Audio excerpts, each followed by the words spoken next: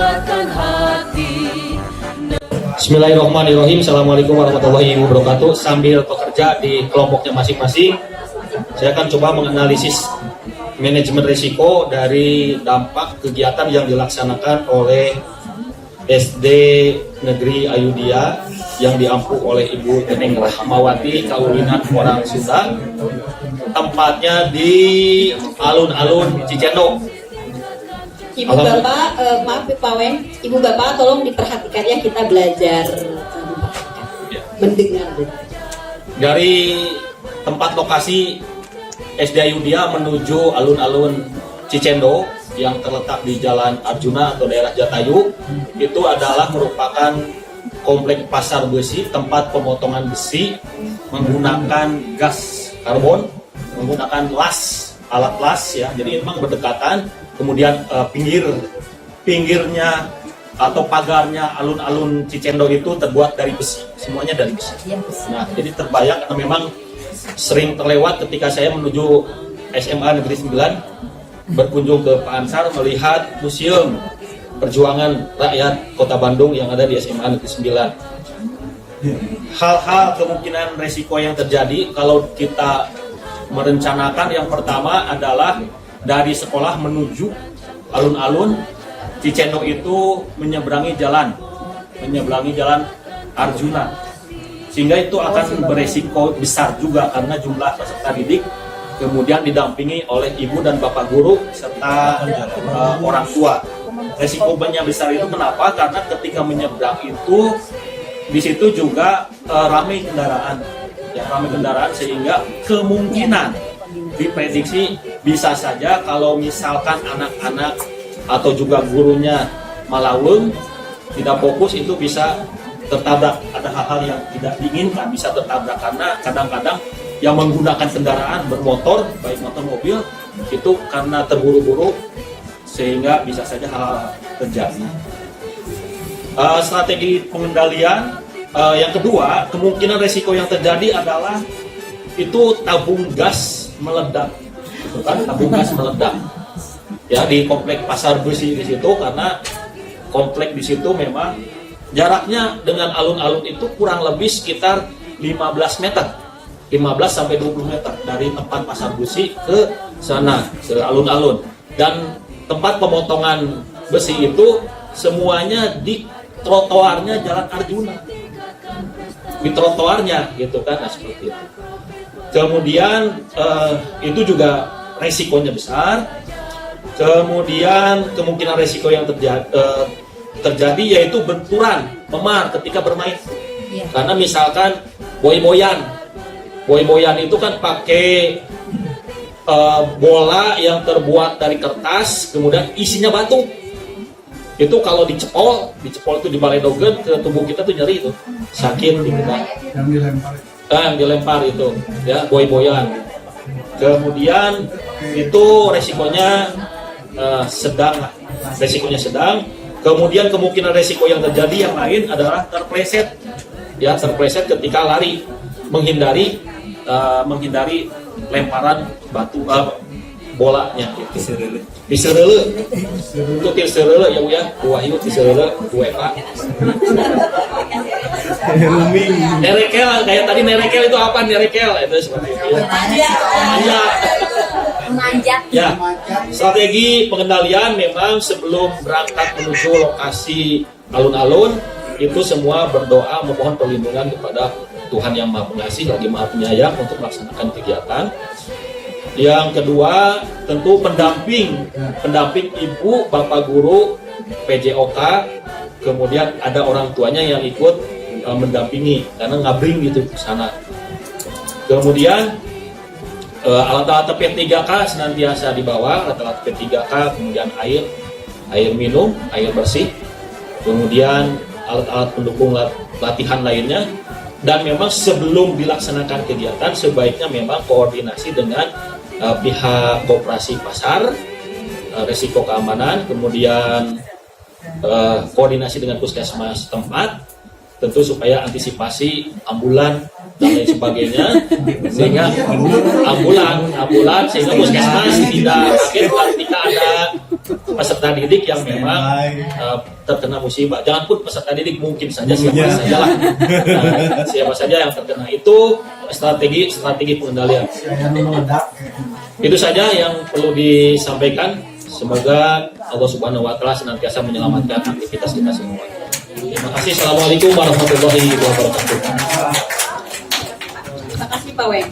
Baik, Ibu Bapak ada pertanyaan atau hal yang masukan untuk yang tadi diutarakan Pak Weng?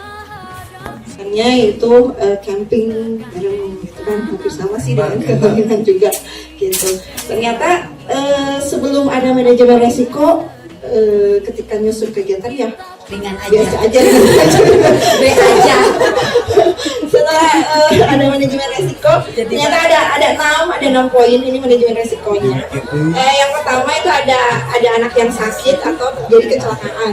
Ini bisa sedang sampai besar. Ini strategi pengendaliannya yaitu menyediakan obat-obatan dan peralatan untuk pertolongan pertama, itu yang pertama. Terus yang kedua itu berkoordinasi dengan puskesmas seperti penyediaan ambulan.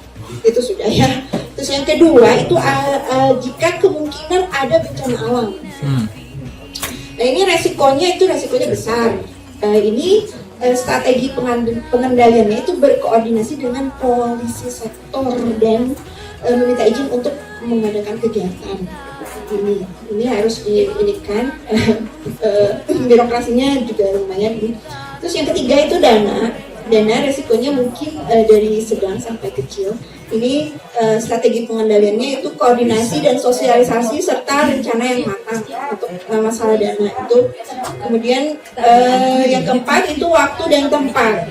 Waktu dan tempat juga ini kecil resikonya, koordinasi dan sosialisasi dan direncanakan dengan jangka waktu yang tidak sebentar gitu ya. Itu harus jauh-jauh hari gitu. Terus yang kelima ini untuk peralatan juga resikonya kecil. Ini harus ada sosialisasi dan koordinasi juga kerjasama dengan komunitas sekolah. Terus yang terakhir adalah dukungan dari orang tua.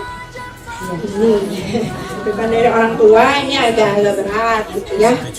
Karena tidak semua orang tua juga setuju dengan program ini juga, dan ini harus disosialisasikan, juga harus ada kesepakatan terutama masalah dana dan lain sebagainya pasti panjang gitu ya.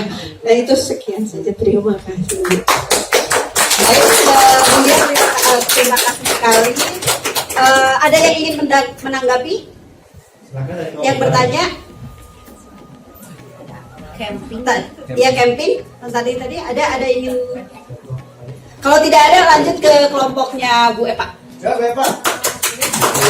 Saya kemarin programnya. Jadi saya kembali lagi sebelum ke manajemen resiko biar agak jelas. Tadi kan kuliah langsung ceger gitu ke camping. Saya sendiri bingung programnya yang mana gitu ya. Nah jadi saya mengulas sedikit dulu tentang programnya. Programnya itu pemilahan sampah organik kalau di saya gitu ya. Karena beberapa tahun yang lalu kebetulan saya sebagai guru IPA dan Eskukir, jadi saya sering membuat sampah organik mall. Nah karena setelah itu berhenti resign efek pandemi gitu, jadi saya melanjutkan program ini lagi, dicoba lagi, makanya singkatannya seperti itu. Kita mulai lagi di awal ajaran baru tentang pengolahan sampah organik. Nah, itu dan kemungkinan resikonya sih kalau yang sudah dilakukan kecil, paling kalau misalkan siswa karena memang itu program ini tuh jadi anak-anak itu langsung mencoba ketanamannya, dicoba dalam jangka waktu 1 bulan. Ada hasilnya tidak dengan beberapa tanaman. Yang ada 3 tanaman kelompok A yang diberi mol, 3 tanaman kelompok B yang tidak diberi mol gitu ya. Dan hasilnya seperti apa? Itu resikonya ternyata tadi saya sudah bicara juga dengan Bu Dwi beberapa tahun yang lalu, itu resikonya adalah tanamannya nggak mati karena ada beberapa tanaman mati karena ternyata siswa terlalu banyak menggunakan mol. Karena mol itu kan gasnya besar ya. Maksudnya ada kandungan gasnya dan ada kandungan fermentasinya gitu ya, dan alkoholnya. Nah, jadi strategi pengendaliannya, tapi ini resikonya resiko kecil ya, karena jarang.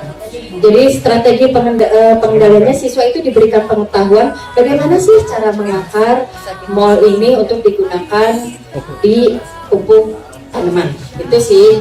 Yang kedua juga karena waktunya yang lumayan lama nih untuk dijadikan mall 2 minggu.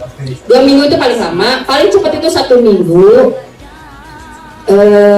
Siswa tuh ini resikonya ini resikonya sedang karena anak-anak boring, jenuh, kadang-kadang males gitu mau lihat-lihat. Nah kemarin juga Bu kita mau harus lihat hari apa, tapi alhamdulillah untuk yang mungkin karena udah lama ya Bu Dwi udah lama tidak melakukan hal ini, jadi pas waktu melakukan lagi anak-anak kemarin attention. Jadi hari Jumat tuh Bu saya mau lihat mall saya dong, soalnya takut meledak katanya gitu.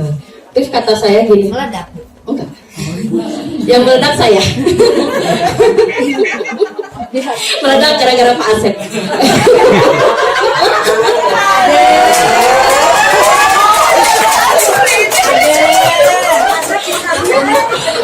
PPDB jadi saya meledak sama Pak Asep. Pak Asep lagi itu Pak. Nah kembali lagi ke mall, jadi tidak meledak, cuman karena saya sudah bilang walaupun mereka harus bertanggung jawab dengan proyek mereka, tapi saya diam-diam melihat proyek anak-anak. Jadi saya lihat dulu di lab IPA, oh tidak ada apa-apa. Terus setelah mereka bilang, Bu saya takut meledak, memang mereka lihat oh nggak meledak, alhamdulillah. Terus saya bilang gini, kan kita matangnya itu di hari Senin besok gitu. Itu sih resikonya, mungkin itu aja. Luar biasa sekali. Tepuk tangan buat Bu Rizka. Jangan dulu berang di sini, jangan dulu ke sini. Karena gini Bu, ketika membuat mall, kan kita membuat mall ya Bu ya, dari bahan-bahan yang organik, terutama yang dari rumah. Ini kan bagi yang memiliki anak atau guru yang memiliki asma, itu kan misalkan baunya tidak sedap terhirup, nah ini suka jadi asmanya. Jadi antisipasinya itu adalah oksigen bagi yang memiliki penyakit asma, baik itu anak maupun gurunya juga. Karena kan baunya mall itu juga awal-awal itu nggak enak, tapi kalau sudah jadi mall itu enak lah baunya. Jadi artinya tidak terlalu bau gitu kan, seperti itu. Itu Bu. Jadi perlu antisipasi anak yang memiliki atau guru yang memiliki penyakit asma. Jadi jangan menghirup mall karena itu kan ada gasnya, itu seperti itu. Iya. Oke, luar biasa sekali Pak Wex, terima kasih sekali Ya, sama-sama. untuk umpan baliknya. Jadi kita juga Kita bernafas dalam sila-silanya.